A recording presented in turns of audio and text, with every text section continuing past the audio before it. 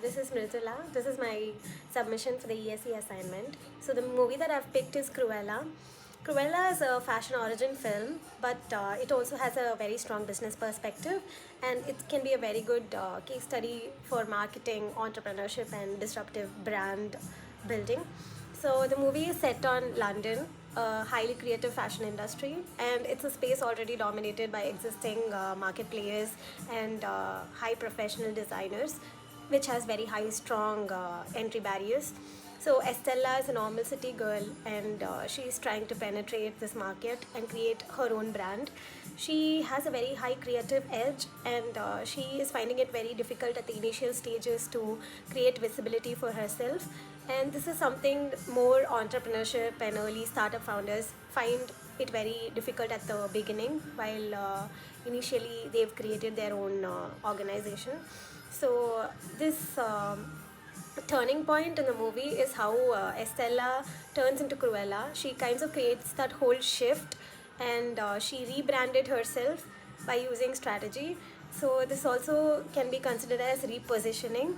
Instead of conforming to what the elite business fashion norms existed, she tried to create her own identity, and she had that bold, theatrical, dramatic kind of personality which demanded attention. So, from a marketing standpoint, this highlights the power of differentiation. Cruella does not just compete on price or scale, but she competes with identity, emotion, and storytelling. Entrepreneurially speaking, Cruella incorporated blue ocean thinking, so she avoided any kind of direct competition with with the Baroness, who is appearing to be a very bad, negative kind of personality in the movie, and the Baroness exhibits personality where she exploits the work of other people who are working under her and tries to take recognition for their works. So Cruella tries to incorporate guerrilla marketing instead of succumbing to the existing branding or advertising kind of strategy, and she goes on road and she tries to exhibit her clothes, the fashion, the new trends that she's trying to portray. So that kind of created a lot of attention and demand for her fashion. And this is how she differentiated herself from the existing market, which was already flourishing. And this created a lot of attention for Cruella, and it became like her identity. And this movie also talks about how she's creating that personal space, a safety space for her workers, where there's no toxic environment for the people, and creativity can just flow through. And she's also trying to give more identity for people who have no real